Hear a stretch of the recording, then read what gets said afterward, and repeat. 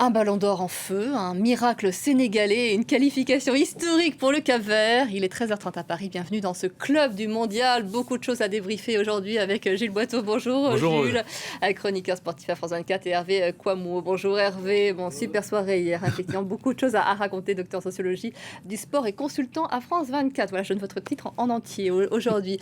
D'abord, Jules, évidemment, on va revenir sur le festival offensif de l'équipe de France. Oui, incarné par un homme en or, Ousmane Dembélé, auteur d'un triplé historique hier soir en 25 petites minutes de jeu. Il a plié la rencontre et des Norvégiens largement remaniés, il est vrai. Victoire 4-1 de l'équipe de France, pour qui le bleu règne à l'horizon. Donc, prochaine étape, la Suède en 16e. Autre qualifié dans le groupe de l'équipe de France, le Sénégal, qui devait réaliser un carton contre l'Irak. Et donc, Et oui, le cahier des charges a été rempli. Victoire 5-0 contre l'Irak. Autre festival offensif, les Lions de la Teranga arrachent leur qualification en étant assurés de finir parmi les meilleurs troisièmes. Quelle revanche pour les Sénégalais après un début de compétition très compliqué.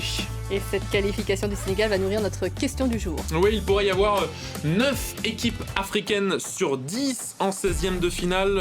Seule la Tunisie est pour le moment assurée d'être éliminée. Est-ce déjà un mondial historique pour le foot africain?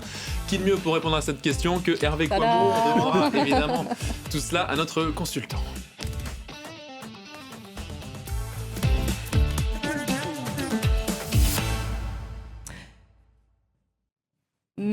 J'attendais que ça se termine. J'ai toujours un peu long, il y a 3 secondes de trou, je pensais à rien. Bref, c'est pas moi qui vais régler ça. On commence donc par cette large victoire de l'équipe de France contre la Norvège. Jules, un homme a retenu l'attention de ce match, évidemment. Ouais, Ousmane Dembélé, pied droit à la 7e minute, pied gauche à la 20e minute, pied gauche encore à la 32e. Vous avez peut-être l'air, je sais plus si je suis gaucher ou droitier, je sais tirer deux pieds. Ousmane Dembélé, vous vous rappelez de la chanson évidemment. Triplé historique en 25 petites minutes pour celui qui n'avait jamais vraiment brillé en équipe de France. Imaginez dans les 4 autres tournois majeurs qu'il a joué en sélection entre 2018 et 2024. Ousmane Dembélé, c'était 2 petites passes décisives depuis le début de la Coupe du Monde, 4 buts et une passe décisive dans cette victoire contre une Norvège largement remaniée, il faut le dire quand même, avec Désiré Doué qui est venu ensuite parachever le succès des Bleus en fin de match. Victoire 4-1. Écoutez la réaction du héros du jour qui a personnifié l'expression « cacher sa joie ».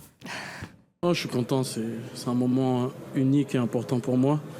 Après, comme je l'ai dit, la performance est bonne, mais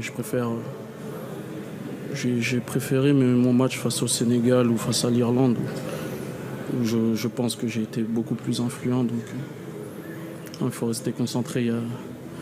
Il y a des choses importantes qui vont arriver. Non, je me sens très bien, que ce soit sur le terrain et avec l'équipe. Et comme je l'ai dit, le plus important, c'est de rester concentré et penser à l'équipe. Voilà, Ousmane Dembélé tout sourire, hein. C'est le visage d'un homme en mission. Là, il nous a fait une espèce de Kobe Bryant. Le travail n'est pas fini.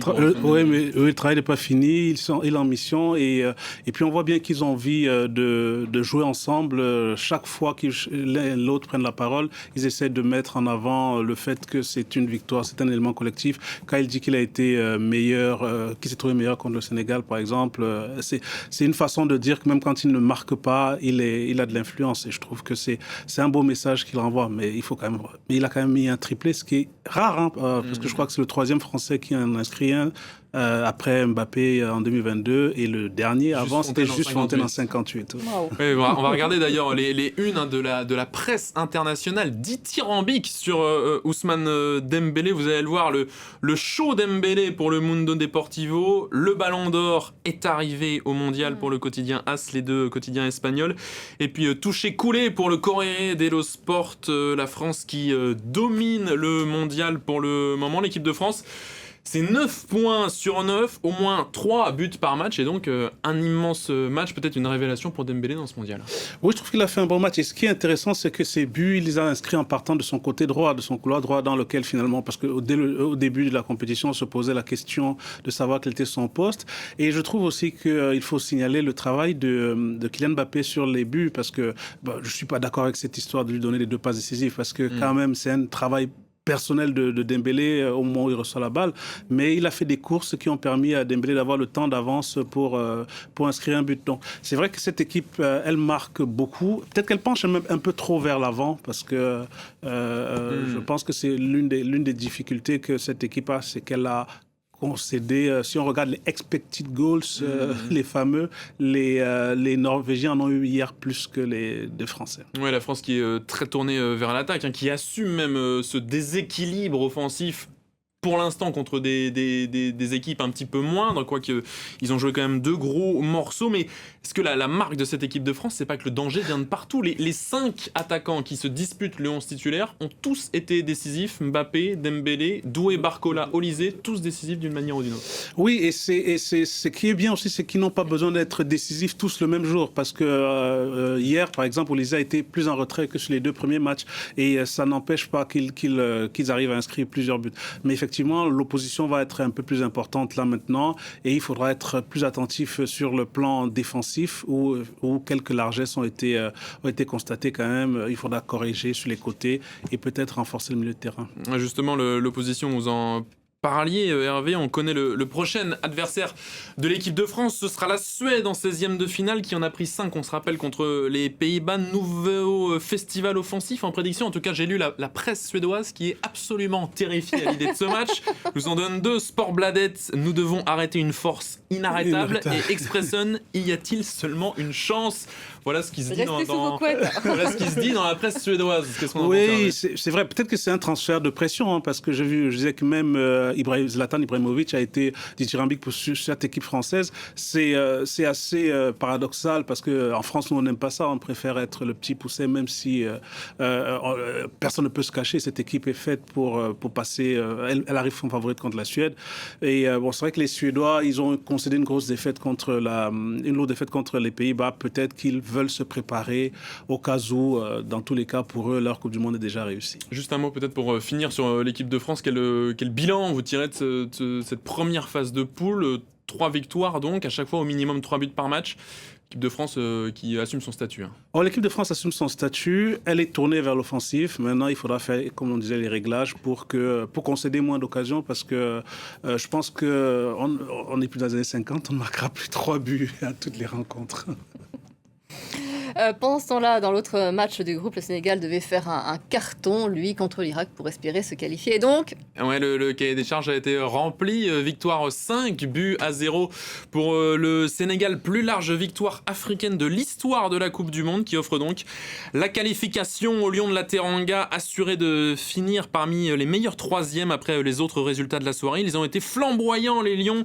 Bien lancés d'abord par Habib Diarra à la 4e minute face à une équipe d'Irak qui était ensuite très vite réduite à 10. Et le festival, il est arrivé en seconde mi-temps. Ismaïla Sarr à la 56e minute, doublé de Pape Gueye, celui que vous apercevez à l'écran, homme du match, 2 magnifiques buts. Iliman Ndiaye est venu ensuite parachever le succès des Lions. Écoutez, le sélectionneur Pape Thiaw qui s'est exprimé hier soir, notez qu'il s'est exprimé avant de savoir que le Sénégal était qualifié. À la mi-temps, on a rectifié pour pouvoir apporter des changements qui ont été payants et derrière mettre 4 buts. Déjà avant tout, féliciter mon équipe qui a fait le match qu'il fallait parce que ça nous tenait à cœur de gagner ce match et pouvoir espérer. Et aussi mettre 5 buts, c'est quelque chose de bien.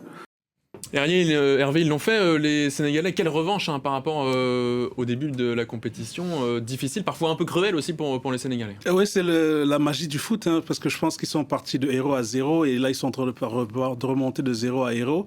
Et il a su faire les changements qu'il fallait. Il a apporté de la jeunesse, il a apporté de la fraîcheur et même en cours de match, dans son coaching a été positif puisque le rapport de Gueye a été important. Après, hier, j'étais plutôt optimiste. Je pensais qu'il gagnerait. Je pensais que la victoire serait lourde. Je ne pensais pas à 5 buts. Ils ont été aussi favorisés par les circonstances de la rencontre, puisqu'il y a eu un but très tôt et surtout un carton rouge pour l'équipe irakienne. Donc, mais c'est toujours intéressant parce que les 5 buts, il faut les mettre. Et là, maintenant, c'est vrai on ne sait pas encore quel est leur adversaire. On va y venir probablement l'Angleterre. Donc ce serait un gros morceau. Mais d'abord, peut-être petit tour par Dakar, où évidemment, on l'imagine, 5 buts, ça a dû rendre extrêmement heureux les supporters. Vous les apercevez sur l'image. Et je vous propose également d'écouter quelques réactions des gens qui étaient présents sur cette fanzone. C'est ça, c'est la compétition de haut niveau. Depuis le début, moi je crois que le Sénégal va arriver au final. Jusqu'à preuve contraire. On est satisfait, mais il fallait. Parce qu'une équipe comme le Sénégal, qui est champion d'Afrique, avec les 2 étoiles, on ne peut pas quitter la Coupe du Monde comme ça. Voilà, les supporters sénégalais, ils sont fiers évidemment, ils ont énormément d'espoir. On a entendu parler de finale. Est-ce que l'effectif sénégalais, il est équipé pour aller jusque-là? Non, je ne changerai pas. Je pense que l'effectif n'est pas équipé pour aller jusqu'en finale parce que, comme on disait, il y a un match de plus. Mais c'est sûr que sortir au premier tour, ça aurait été une très très grosse déception pour l'effectif qu'ils ont, qui devrait leur permettre de jouer. Enfin, c'est le deuxième chapeau des joueurs, donc peut-être un 8e ou un quart de finale.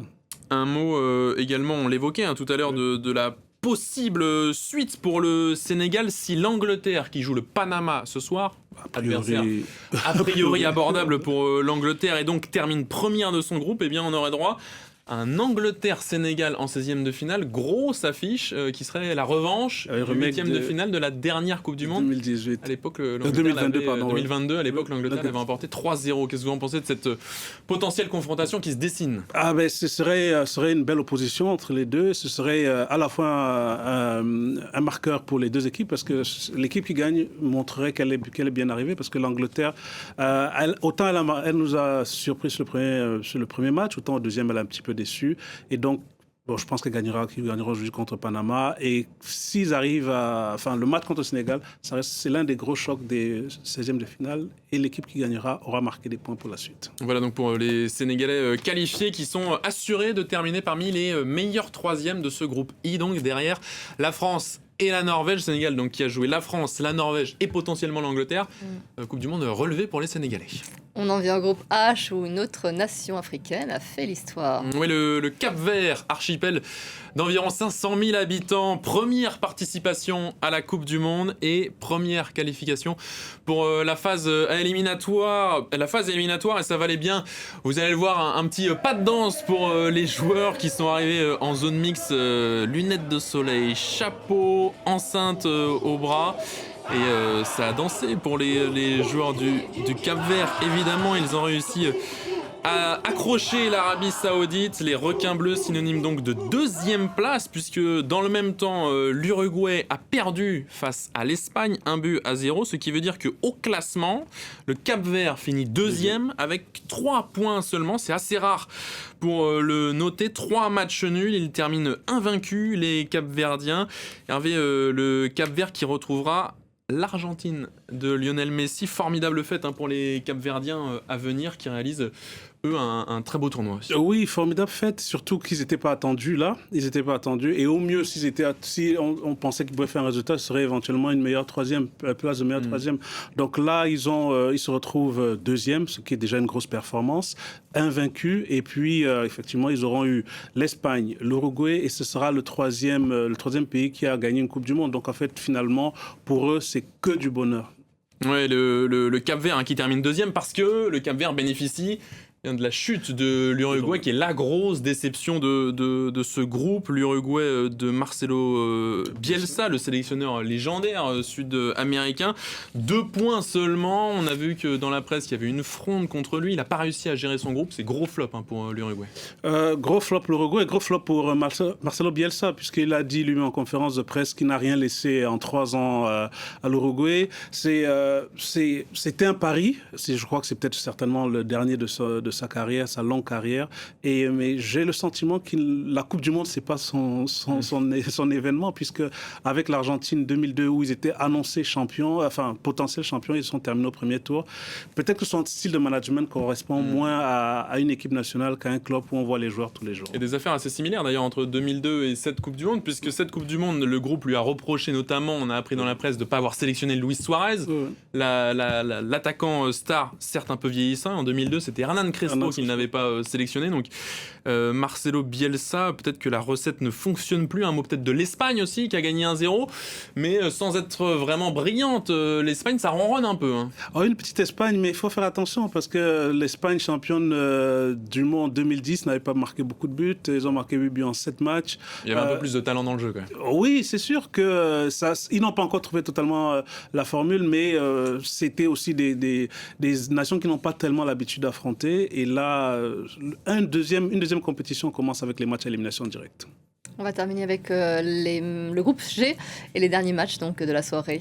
Ouais, qui se sont terminés tôt ce matin, en tout cas à l'heure de Paris. La Belgique a validé donc sa qualification avec une large victoire sur la Nouvelle-Zélande. Enfin, les Diables Rouges ont montré de belles choses offensivement, doublé du gunner Leandro Trossard, but de Kevin De Bruyne, but également de Romelu Lukaku. Les stars belges ont marqué, les stars de la génération dorée, un peu plus âgée aujourd'hui, qui a tenu à défendre le sélectionneur Rudy Garcia remonté. Écoutez. Ça change tout quand on marque des buts. Il faut féliciter les joueurs, on est resté tranquille. Moi j'avais confiance en eux, surtout dans mes cadres, dans mes leaders. Je vais vous dire tout de suite que j'ai vraiment pas apprécié qu'on les traite de has-been. Quand on a la chance d'avoir des joueurs de ce calibre-là dans une nation, on les encourage. Et ce soir ils ont répondu, parce que 2 buts de Leandro, un but, un assist de Kevin De Bruyne, un but de Lukaku. Voilà ce qu'ont fait les vieux de la Belgique ce soir. Voilà les vieux de la Belgique remontés, hein, Rudy Garcia en conférence de presse, qu'ils étaient un peu vexés, les Belges, qu'on n'ait pas compté sur eux pour cette compétition. Oui, mais il faut un peu de calinothérapie parce qu'il faut maintenir son groupe et ses grands valeureux anciens sous pression pour leur donner la possibilité d'aller loin. C'est une sélection un peu entre deux générations qu'on n'attendait pas, mais c'est vrai que ça aurait été, encore une fois là, inadmissible, entre guillemets, qu'ils ne sortent pas des poules avec ce groupe qui était quand même à leur portée largement. Donc ils ont réparé une anomalie, ils sortent en tête et puis on va voir ce qui va être fait, mais il fallait déjà sortir du groupe. Première, la Belgique devant l'Égypte qui, dans le même temps, elle a fait match nul, 1 but partout contre l'Iran. Pour les Iraniens, il faudra attendre le résultat de tous les matchs pour savoir s'ils peuvent espérer être meilleur troisième. Pour l'Égypte, première qualification pour la phase finale depuis 1934, c'est-à-dire la 2e édition de la Coupe du Monde. Qu'est-ce qu'on en pense de cette qualification de l'Égypte ? À noter que Mo Salah est sorti un peu après la 50e minute, poche de glace sur la cuisse. Peut-être une petite inquiétude pour la star de l'équipe. Oui, petite inquiétude, mais surtout une qualification historique parce que l'Égypte a l'habitude de décevoir dans le rendez-vous mondial. Et là, ils ont été à la hauteur dans une poule où ils n'étaient pas les favoris. Donc, ils ont tenu en échec la Belgique. Ils ont fait ce qu'il fallait. Bon, hier, c'était un peu plus difficile et la VAR leur permet d'éviter une défaite, mais dans l'ensemble, je trouve que c'est historique, hein, en fait. C'est la première fois qu'ils sortent des poules quand on parle du championnat moderne, parce que 1934, c'était une autre époque. C'est un autre football, c'est un autre monde. Ouais, vous avez raison, Hervé, de noter que l'Iran a failli l'emporter contre l'Égypte. But à la toute dernière seconde qui a été annulé par la VAR pour un orteil, un gros orteil hors jeu. Un mot peut-être aussi rapidement de l'Iran qui fait de belles prestations contre les gros. Oui, l'Iran a fait une belle compétition. Je pense qu'ils étaient... Malgré le contexte autour de la sélection, on sait que ça a été très compliqué la préparation. Je pense que ça a été leur moteur. Ils voulaient montrer qu'ils avaient vraiment leur place et qu'ils pouvaient et qu'ils devaient surtout représenter leur pays sur la terre américaine. Donc ça a été... difficile. Bon, il faudra voir. Mais dans tous les cas, je trouve qu'ils ont donné une bonne image de leur football. On en vient à la question du jour. On a beaucoup parlé de ces qualifications africaines. On assiste à un mondial historique pour le continent. Oui, parce qu'on pourrait avoir 9 équipes africaines sur 10 qualifiées pour la phase finale, pour les 16e de finale.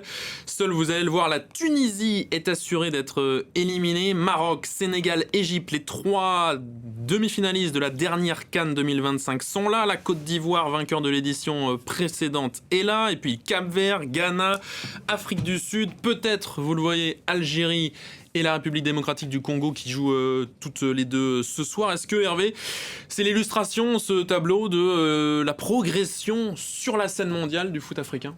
En tout cas, c'est un moment où l'Afrique peut interroger la FIFA pour savoir quel est le nombre de participants qu'elle pourra avoir pour les prochaines éditions. Parce que là, grosso modo, on passe du format de 48 à 32. Le 32, c'était le format précédent. Et dans le format précédent à 32, l'Afrique était représentée par 5 sélections. Là, ça signifie qu'au minimum, il y en aura 7 et puis éventuellement 9. Donc, ça signifie qu'elle surperforme déjà quasiment au minimum de 50% par rapport à ce qu'était la représentation avant.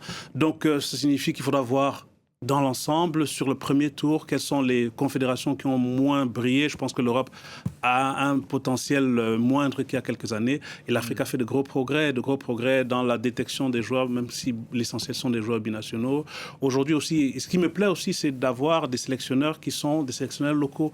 Et par exemple, un sélectionneur comme le sélectionneur capverdien dont on ne parle pas beaucoup, Boubista, qui a formé une équipe susceptible de rivaliser avec l'Espagne et l'Uruguay, avec des entraîneurs qui sont réputés pour leurs compétences tactiques. Et ça aurait été un entraîneur avec un pédigré, tout le monde en parlerait, tout le monde montrerait ce qu'il a été fait avec des joueurs non-name, puisqu'il faut le dire qu'ils jouent surtout dans des deuxièmes divisions en Portugal, Espagne. Donc franchement, c'est un progrès et j'espère que les dirigeants africains sauront valoriser ça dans leurs demandes pour les places qualificatives aux mondiaux 2030 et 2034. Mais est-ce que le progrès, il n'est pas aussi dans le soft power africain qui a réussi, on l'a vu dans beaucoup de sélections, à ramener des joueurs dans leur sélection d'origine, si on peut dire, et donc peut-être grâce à la progression des infrastructures, de la formation, des fédérations, à réussir à composer des équipes qui sont beaucoup plus compétitives au niveau mondial. Oui, disons Parce que le vivier de joueurs, il est évidemment là.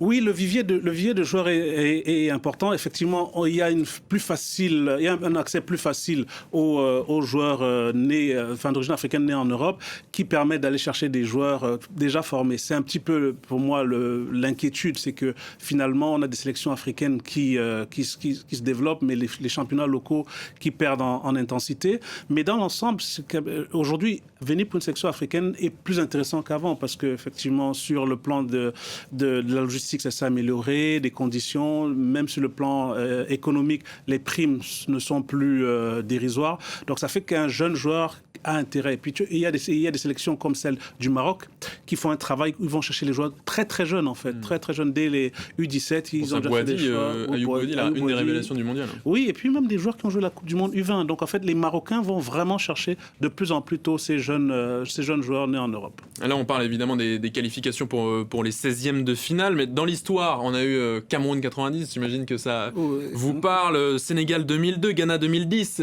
quart de finale, et puis le Maroc, demi-finale à la dernière édition. Est-ce que on peut voir un vainqueur africain cette année ? Non, j'espère me tromper, mais je pense que non, parce que au-delà de la qualité des effectifs, il faut en avoir en quantité. Or, le problème aujourd'hui, là, on rentre dans une formule, on va jouer tous les 4 jours, donc c'est des formules de joueurs qui ont l'habitude de jouer la Ligue des Champions. Donc, c'est des matchs à haute intensité tous les 4 jours.